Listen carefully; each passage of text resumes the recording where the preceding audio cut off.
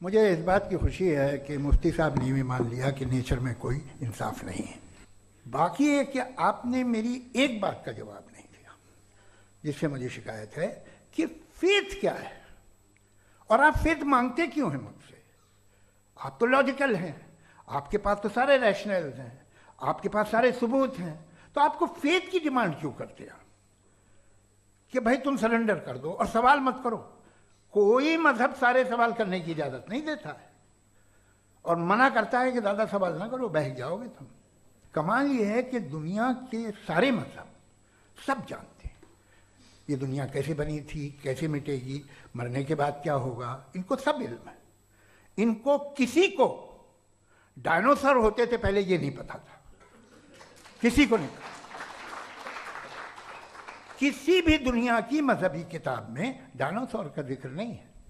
जिस दुनिया में आप बैठे हैं सर, ये हॉल जो है, ये इलेक्ट्रिसिटी जो है, ये माइक जो है, जिस हवाई जहाज से आप आए थे, वो जिस कार से आप यहाँ आए हैं, ये सब उन लोगों की बनाई हुई है जिन्होंने सवाल किए थे। ये दुनिया जिसमें आप आज आराम से हैं, ये उन लोगों की बनाई है कि जिन्होंने सवाल किए थे और हर स्टेज पे इन सवालों को मकरूह कहा गया था, गलत कहा गया था। तो आज जो बातें आपके जहन से बिल्कुल परे हैं और आप हैरान होते उन्हें देख के, एक वक्त आएगा कि मामूली लगेंगे। और हुआ है, आपकी इंसानी तारीख ही है। इतनी जल्दी सारे फैसले आप मत कर लीजिए, थोड़ा ये ह्यूमिलिटी रखिए कि भाई ये हमें नहीं मालूम। ये कहने में क्या आ रहा है, ये यूनिवर्स कहाँ तक फैली, ये कब से है और कब तक रहेगी, हमें नहीं मालूम। आपने फैसला कर लिया कब बनी। ये आपके हिसाब से कोई 14 बिलियन ईयर बनी जो समझा जाता है। उससे पहले हजारों करोड़ों अरबों साल तक खुदा बैठा क्या कर रहा था? खामोश बैठा था, ऐसे ही जमाइयाँ ले रहा था। फिर उसे आइडिया आया, यार एक काम करते, वक्त अच्छा गुजर जाएगा, यूनिवर्स बनाते। सोचिए, तो हम अपनी जहालत से लड़े, उसकी परस्तिश न करें। Thank you so much. तर्कों की श्रृंखला में राउंड 2 के लिए मुफ्ती साहब को आमंत्रित कर रहा हूँ। शुक्रिया। जनाब जावेद अख्तर साहब कई मरतबा दोहरा रहे हैं कि फेथ का मतलब बताइए, फेथ का मतलब बताइए। मैंने बता दिया, फेथ सही भी होता है, गलत भी होता है। और आज हम फेथ पे बात नहीं कर रहे, हम ट्रुथ और डज गॉड एग्जिस्ट पे बात कर रहे हैं। क्या डज गॉड एग्जिस्ट, ये ट्रुथ यानी गॉड है या नहीं है, इसमें से दोनों ट्रुथ क्या है। अब आप उसे फेथ कह लें, बिलीफ कह लें, नॉट माई बिजनेस। उसके बाद आपने कहा कि भाई सवाल करने से मजहब रोकता है। मैं कहता हूं जो रोकता है वो रोकता होगा, मैं नहीं रोकता। बल्कि सवाल करें, सवाल करना चाहिए। सवाल कर करके तो हम आगे बढ़ते हैं, तरक्की करते हैं, और इसीलिए मैं आज यहां पे आया हूं। लेकिन सवाल सिर्फ खुदा से नहीं होगा, आपसे भी होगा। सवाल एथिज्म से भी होगा, सवाल सिर्फ मजहब से नहीं होगा, सबसे होगा। और आज मैं सवाल करूंगा और उम्मीद है कि आप जवाब देंगे। अभी तक आपने वैसे कॉन्टिंजेंसी आर्गुमेंट का कोई जवाब नहीं दिया। चलें, आपने कहा यूनिवर्स के बारे में इटर्नल क्यों नहीं बोल देते। ये चूंकि लॉजिकली पॉसिबल ही नहीं है कि यूनिवर्स इटर्नल हो। यूनिवर्स एक कॉन्टिंजेंट चीज है जो टाइम एंड स्पेस के पाबंद है, टाइम एंड स्पेस से बाउंड है।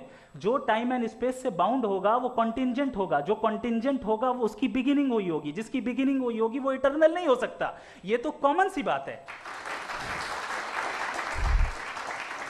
आपने कहा कि किसी मजहबी किताब में डायनासोर का जिक्र नहीं है। अफसोस कि आज तक किसी मैथमेटिक्स की किताब में मुझे डायनासोर का जिक्र नहीं मिला।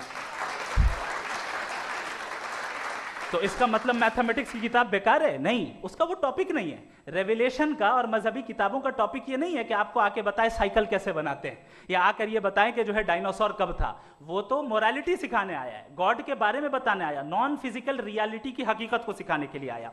रिलीजियन साइंस को रोकता है? नहीं रोकता। अगर रोकता है तो गलत करता है। रिलीजियन साइंटिज्म को रोकता है, जिसमें हमारे जावेद साहब मुब्तला हैं। साइंस और साइंटिज्म में फर्क है। साइंटिज्म यह है कि आप समझें कि साइंस और साइंटिफिक मेथोडोलॉजी ये नॉलेज को हासिल करने का वाहिद सोर्स ऑफ नॉलेज है। यह है साइंटिज्म। हम इसे रिजेक्ट करते हैं। उसके बाद उन्होंने कहा कि भाई हमें नहीं मालूम। अगर नहीं मालूम तो क्लियरली कह देना कि नहीं मालूम है, इसमें क्या हर्ज है। तो वही तो मैं कह रहा हूं ना कि आप कह दें कि नहीं मालूम, लेकिन क्लेम क्यों कर रहे हैं कि गॉड एग्जिस्ट नहीं कर रहा है। आखिरी चीज, इन्होंने कहा कि खुदा दुनिया बनाने से पहले 150 साल पहले या करोड़ों साल पहले क्या कर रहा था। अरे हजरत, चलें बहरहाल मैं जवाब दे देता हूं, आप हमारे रिस्पेक्टेड पर्सनालिटी हैं, अगर आप नहीं होते तो मैं ऐसे एंटरटेन ही नहीं करता। टाइम, ये 100 साल पहले या 100 साल बाद, पहले बाद में अभी, ये वो अल्फाज हैं जिनका ताल्लुक टाइम से है। टाइम शुरू ही हुआ है यूनिवर्स की बिगिनिंग के बाद, तो उसके पहले खुदा क्या कर रहा था, सवाल इलॉजिकल है, ये फेलेसी है। यानी आप ये कह रहे हैं कि यूनिवर्स के बनने से पहले खुदा क्या कर रहा था, टाइम के बनने से पहले, पहले का ताल्लुक टाइम से, टाइम उस वक्त था ही नहीं, तो ये सवाल ही इनवैलिड है खुदा के ताल्लुक से। इसकी एक मिसाल आप ले लें। एक कार है, एक साहब ने देखा कि भाई कार जो है उसके व्हील्स कितने अच्छे लगे हुए हैं सही जगह पे, स्टीयरिंग जो है कितने अच्छे जगह पे लगी हुई, और सीट्स कितने वेल डिजाइंड है, कितनी प्रिसाइजली ये कार काम कर रही है, तो जरूर कोई ना कोई इसे क्रिएट किया है, किसी ने क्रिएट किया है। अब जावेद साहब आए और कह रहे जनाब बोनेट खोलिए, इसमें इंजन है, इंजन इस कार को चला रहा है, hence prove no one has created the car. This is illogical. Science हमेशा फिजिकल वर्ल्ड की चीजों को ही फिल करती जाएगी और फिजिकल चीजों से ही करती जाएगी, चूंकि एम्पेरिकल एविडेंस का ताल्लुक फिजिकल वर्ल्ड से है। आप साइंस के जरिए मेटाफिजिकल रियलिटी को कभी साबित नहीं कर सकते, ये रॉन्ग टूल का इस्तेमाल करना है। ये वही काम है कि आप मेटल डिटेक्टर से प्लास्टिक डिटेक्टर करने चलें, जो कि जाहिर है सही नहीं है। Thank you.